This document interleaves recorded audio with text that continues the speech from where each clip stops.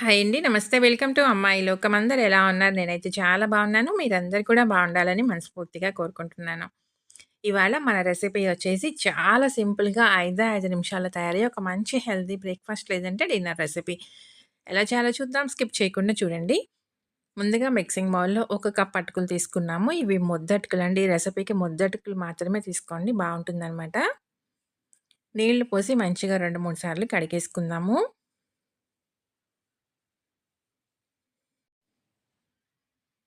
ముద్దటుకులు తీసుకుంటే మనకి మరీ ఎక్కువగా మెత్తబడకుండా ఉంటుందండి అటుకులు. ఈ రెసిపీకి అలా ఉంటేనే బావుంటుందనమాట.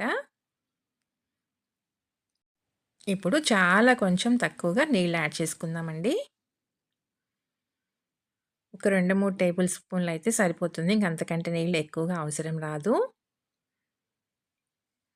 మూత పెట్టి దీన్ని ఒక 5 నిమిషాల పాటు పక్కన పెట్టుకుందాం.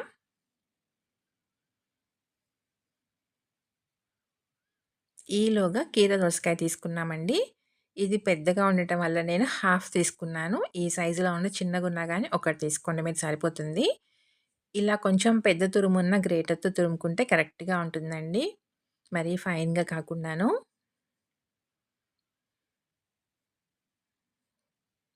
ఇక్కడ నేను తోలు తీయకుండానే తురిమేసాననమాట. అలా తురుముకోండి బావుంటుంది. మంచిగా కడిగేసేసి తురుముకున్నామంటే బావుంటుంది.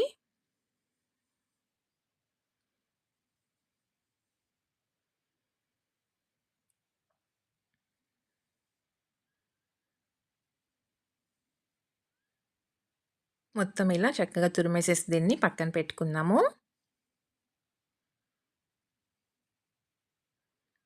5 నిమిషాల తర్వాత అటుకులు చక్కగా మనకి నానిపోయి ఉంటాయండి. చూడండి మనకి పూర్తిగా కూడా మెత్తబడిపోకూడదనమాట. ఇలా కొంచెం పలుకుగా ఉండాలి.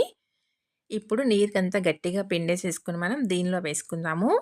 ఇంకేదన్నా మనకి కొంచెం పలుకుగా ఉన్నా గానీ, ఈ కీర దోసలో ఉండే నీరంతా చక్కగా అటుకులు పీల్చేసుకొని, మనకి చక్కగా రెడీ అయిపోతాయండి మంచిగాను. మెత్తబడకుండా కరెక్ట్‌గా ఉంటుంది.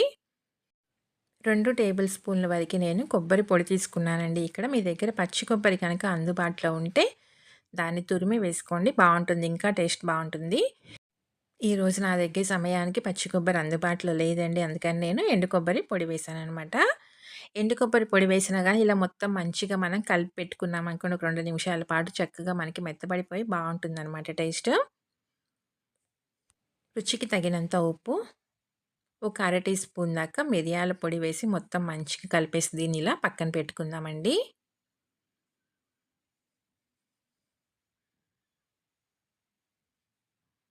ఇందులో ఉండే చెమ్మకే మనకి కొబ్బరి పొడి నానుతుందనమాట. చక్కగా మనకి పచ్చి కొబ్బరి టేస్టే వస్తుంది.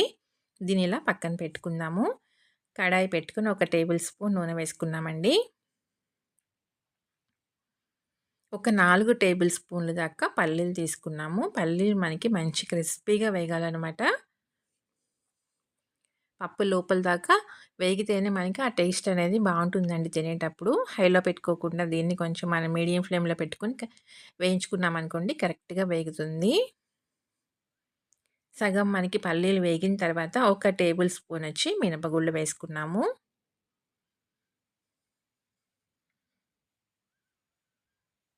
2 మనకి మంచిగా ఎర్రగా కరకరలాడేటట్టుగా వేగితే బావుంటుంది టేస్టు.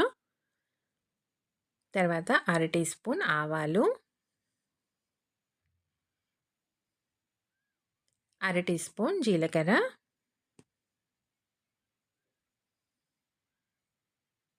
కొంచెం ఇంగువ,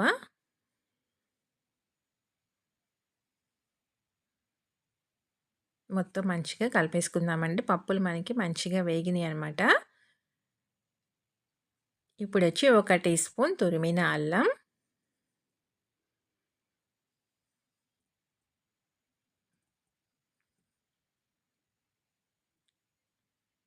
ఒక 2 రెబ్బల దాకా కరివేపాకు వేసుకుందామండి.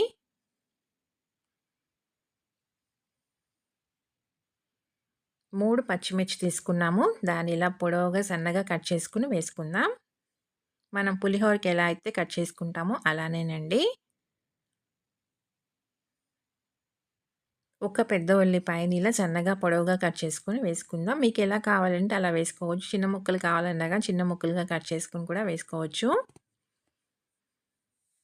ఇప్పుడు ఇవన్నీ మనకి ఎక్కువగా ఫ్రై అవ్వాల్సిన పని లేదండి. కొంచెం మనకి ముక్క మెత్తబడితేనే చాలనమాట. ఆ క్రంచీనెస్ అనేది పోకూడదు. ఉల్లిపాయ కానీ, పచ్చిమిర్చి కానీ.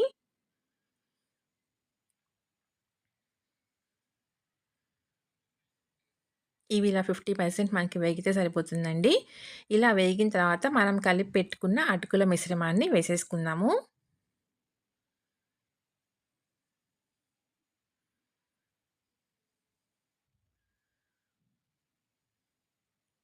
సన్నగా తరిగిన కొత్తిమీర కొంచెం వేసుకుందామండి. వేసి మొత్తం మంచిగా కలుపుకుందాం. ఇది వేసిన తర్వాత స్టవ్ వచ్చేసి మనం లో ఫ్లేమ్‌లో పెట్టుకొని ఒక నిమిషం పాటు వేయించుకుంటే సరిపోతుందండి. ఇది కొంచెం మనకి వేడెక్కితే చాలనమాట. ఎక్కువగా ఫ్రై అవ్వాల్సిన పని లేదు.